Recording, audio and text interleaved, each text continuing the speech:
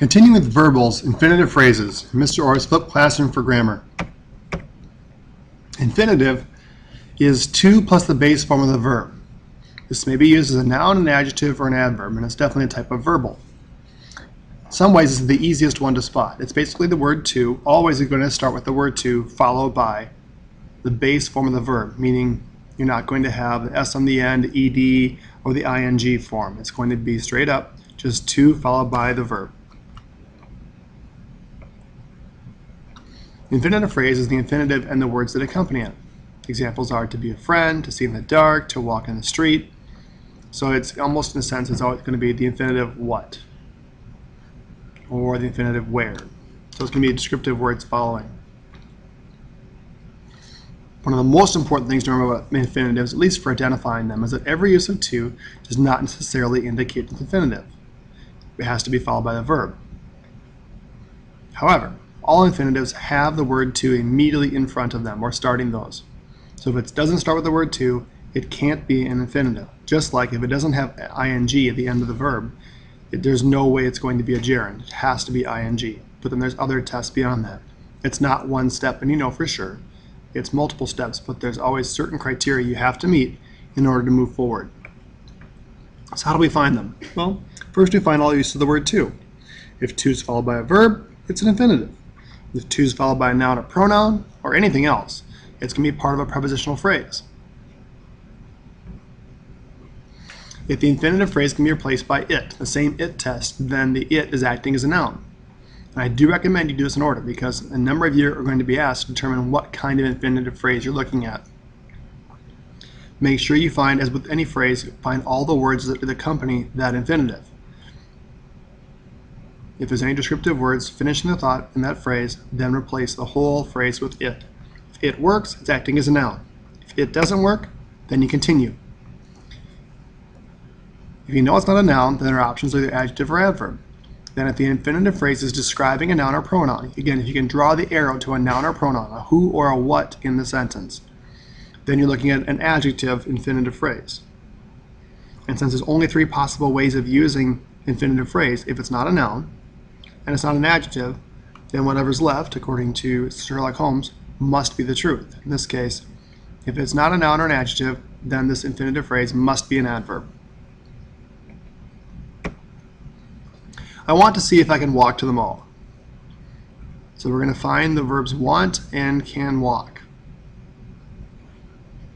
Who wants and can walk? Well, I can. It's actually in there twice, so they're considered separate verb phrases or separate clauses. So we check for the word to. We have to see and to the mall. Of those, which one is the to followed by a verb? We have to see and to the. Well, last time I checked, the is not a verb. So the and to the mall, that phrase isn't going to be an infinitive. To see is a verb, therefore to see is infinitive. Whereas to the mall is a prepositional phrase because mall is a noun finishing the thought of to where. If we look at the phrase to see, what is it explaining? Okay. Well, we might say, well, it's after the verb, so therefore it's an adverb. Stop and follow your steps. To see what? To see if I can walk to the mall. That's our whole phrase. That's our whole infinitive phrase. Great. So let's follow our steps. We're supposed to start by replacing the whole thing with it. I want it.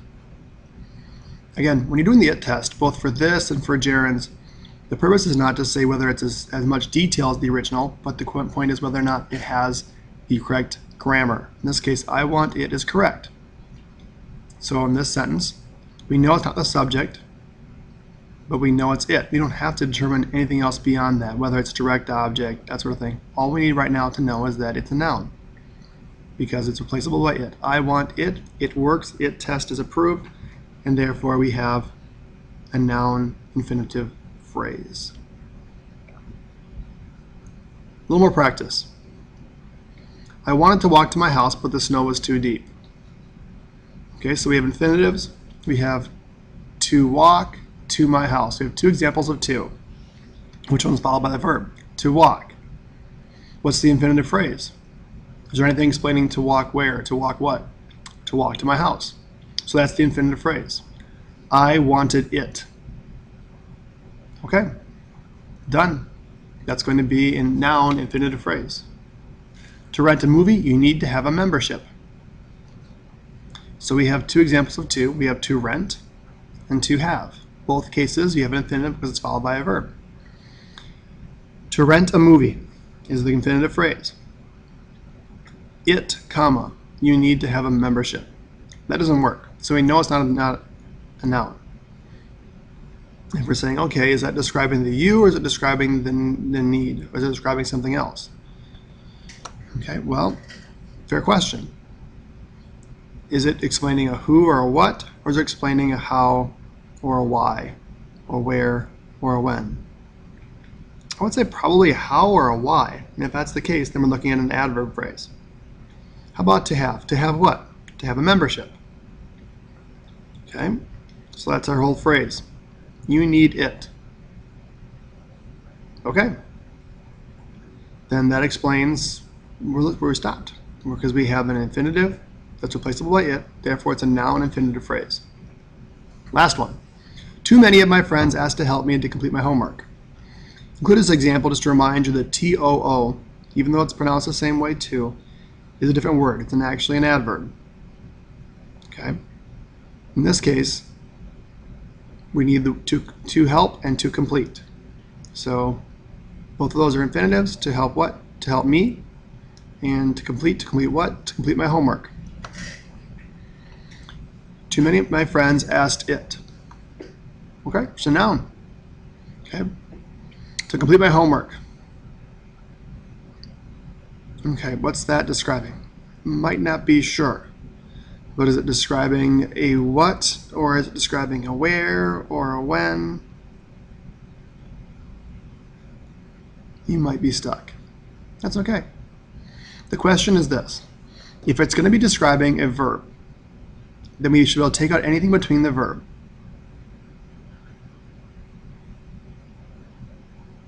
And it should make sense. If we take out to help me, that other infinitive phrase, too many of my friends asked to complete my homework.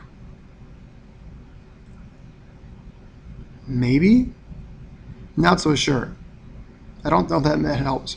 So it looks like to complete my homework is explaining the phrase to help me. To help me what? And if we've already decided to help me is a noun infinitive phrase, and to complete my homework is describing or explaining that phrase to help me. And if that's an it, then to complete my homework is describing an it, which is a pronoun. To complete my homework then is going to be a phrase which describes or explains a noun. As we know, adjectives modify nouns. For some, this lesson kind of blew your mind. At the end of it, the last example is pretty tough. It is one reason why I tend to recommend to my students not using more than one infinitive phrase in a sentence, because it does get really confusing. But at the same time, sometimes it's the only way to make your words descriptive. Stay with it. Again, if it's brand new, your first step is just try to figure out the infinitives in a sentence. Next step, try to find the infinitive phrases.